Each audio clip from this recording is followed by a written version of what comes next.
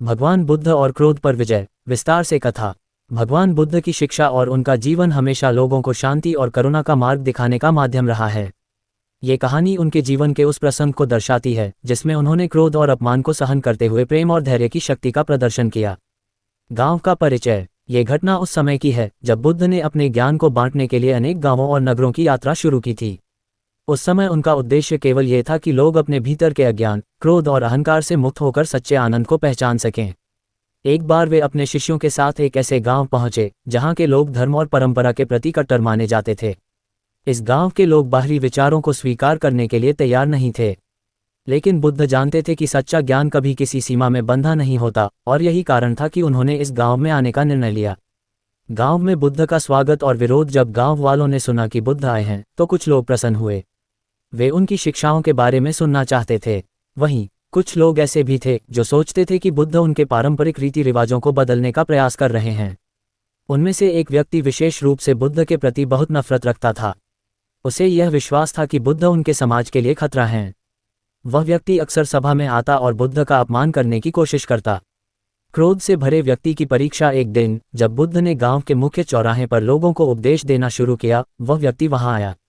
वह गुस्से से चिल्लाने लगा, तुम कौन हो हमें सिखाने वाले? क्या तुम्हें लगता है कि तुम हमसे श्रेष्ठ हो? तुम्हारी बातें झूठी हैं और तुम्हारा ज्ञान नकली है। सभा में बैठे लोग ये देखकर स्तब्ध रह गए। बुद्ध के शिष्य भी इस व्यवहार से क्रोधित हो गए। उनमें से एक शिष्य ने कहा, भगवान, हमें इस व्यक्ति को सबक सिखाने दें। ये बार बार आपका अपमान करता है। इसे समझना होगा कि आप कौन हैं। बुद्ध की शांति और उत्तर। बुद्ध ने अपने शिष्य को रोकते हुए मुस्कुराकर कहा, नहीं, धैर्य रखो, इसे अपनी बात कहने दो।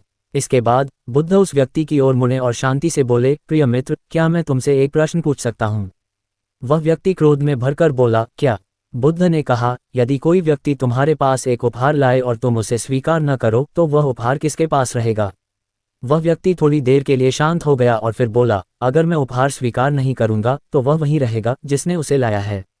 बुद्ध ने मुस्कुराते हुए कहा, बिल्कुल सही।